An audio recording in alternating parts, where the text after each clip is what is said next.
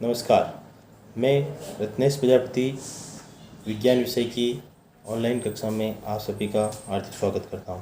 पिछले अध्याय में हमने भोजन के घटक यानी भोजन के अंदर कौन कौन से पदार्थ उपस्थित होते हैं जिनके बारे में अध्ययन किया था। सामान्य हमने पढ़ा था कि भोजन के अंदर कार्बोहाइड्रेट, प्रोटीन, वसा, विटामिन, खनिज, लवण, रुक्षांश जैसे आदि पदार्थों की आवश्यकता होती है और ये सभी प्रकार के पदार्थ अपने को एक ही प्रकार के भोजन से प्राप्त नहीं हो सकते हैं। इनके लिए अलग अलग प्रकार की भोजन सामग्री की आवश्यकता होती है। जैसे एक उदाहरण देखा था हमने कि अपने को अगर प्रोटीन की आवश्यकता है तो प्रोटीन के लिए अपने को विभिन्न प्रकार की दालों का उपयोग करना पड़ेगा।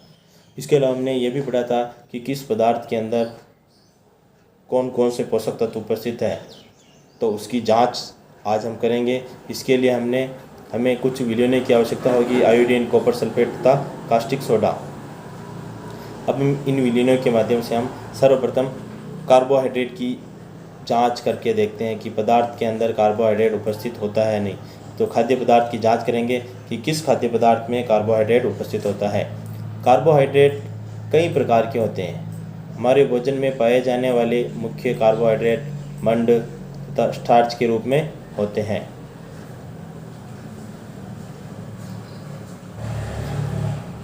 यदि किसी खाद्य पदार्थ में मंड है तो हम इसका आसानी से परीक्षण कर सकते हैं। अब मंड के परीक्षण के लिए अपने को एक क्रियाकलाप दे रखा है, क्रियाकलाप तो आइए हम इसको पढ़ते हैं। परीक्षण के लिए खाद्य पदार्थ या कच्ची सामग्री की अल्प मात्रा लीजिए। कुछ खाद्य सामग्री की हमने मात्रा ली, इसमें तनु आयोडीन विलयन की 2 या 3 बूंदें डालिए और उस खाद्य सामग्री के अंदर हमने 2 से 3 बूंदें आयोडीन विलयन की डाल दी। खाद्य पदार्थ के रंग में होने वाले परिवर्तन को देखिए। क्या यह नीला या काला हो गया है? यह नीला या काला रंग मंड की उपस्थिति को दर्शाता है। यदि खाद्य पदार्थ के हमने तनु आयोडीन विलयन डाला और वह कुछ ही समय के अंदर नीला या काले रंग का हो गया, अर्थात वह खाद्य पदार्थ जो है मंड की उपस्थिति को दर्शा रहा है। इस परीक्षण को किसी अन्य खाद्य पदार्थ के साथ दोहराइए और जांच कीजिए कि किसमें मंड उपस्थित है और हम उसको एक सारणी के रूप में लिख सकते हैं। तो इस प्रकार हम कार्बोहाइड्रेट का परीक्षण कर सकते हैं कि किसके अंदर कार्बोहाइड्रेट उपस्थित होता है या किसमें उपस्थित नहीं होता। दूसरा है प्रोटीन परीक्षण। प्रोटीन परीक्षण के लिए किसी खाद्य पदार्थ की थोड़ी सी मात्रा लीजिए, यानी कोई खाद्य पदार्थ लिया जिसमें खाद्य पदार्थ का परीक्षण करना है।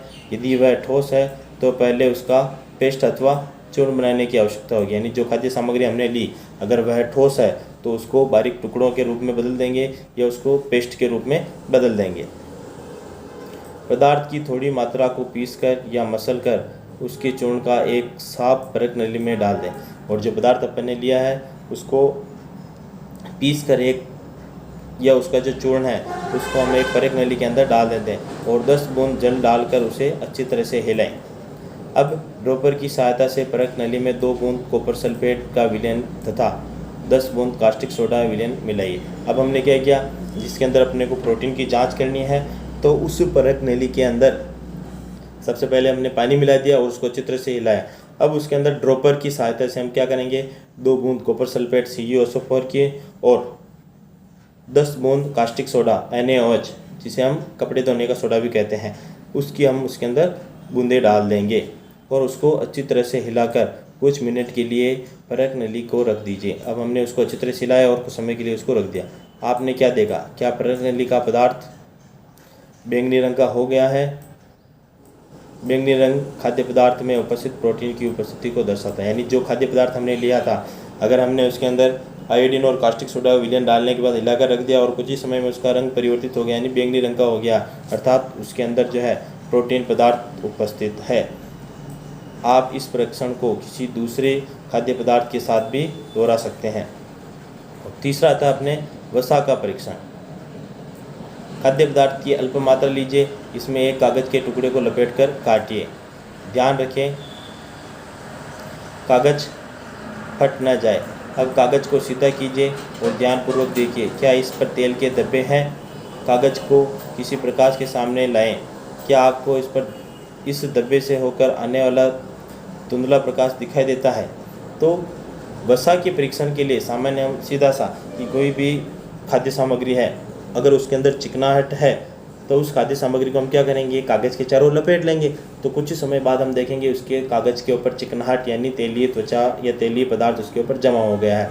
जैसे सामान्य हम एक उदाहरण ले सकते हैं कि एक कागज़ के अंदर नमकीन रख देते हैं अपन, और कुछ समय बाद देखेंगे तो वह कागज़ है वह चिकना हो जाता है, यानी तेलीय पदार्थ उसके ऊपर जमा हो जाता है। अगर हम उसको धूप में ले जाएंगे तो उससे आने वाला प्रकाश अपने को धुंधला दिखाई देगा, अर्थात उसके अंदर वसा उपस्थित है। कागज़ पर तेल का धब्बा खाद्य पदार्थ में वसा की उपस्थिति को दर्शाता है। खाद्य पदार्थ में कभी कभी जल की भी कुछ मात्रा हो सकती है। इस दिशा में कुछ पदार्थ को कागज़ पर धीरे धीरे रगड़िए। कुछ समय के लिए कागज़ को सुखा दीजिए ताकि खाद्य पदार्थ में जल आया हो तो वह सूख जाए। यदि उसके अंदर जल की मात्रा है तो हम उसको कुछ समय के लिए सुखा सकते हैं, तो जल वाष्प के रूप में परिवर्तित होकर उड़ जाएगा और शेष जो पदार्थ बचेगा वह अपने पास वसा की उपस्थिति को दर्शाएगा।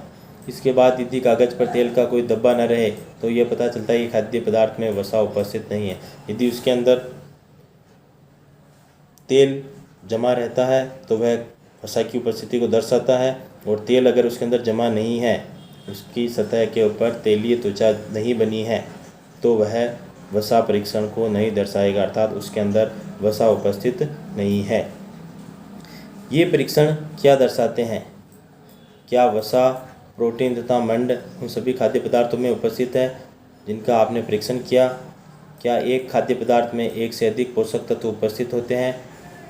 क्या आपने ऐसा कोई खाद्य पदार्थ पाया जिसमें इनमें से कोई भी पोषक तत्व उपस्थित न हो? नहीं, हर प्रकार की भोजन सामग्री में किसी न किसी प्रकार का पोषक तत्व उपस्थित होता है। हमने 3 पोषक कार्बोहाइड्रेट, प्रोटीन तथा वसा के लिए खाद्य पदार्थों का परीक्षण किया था।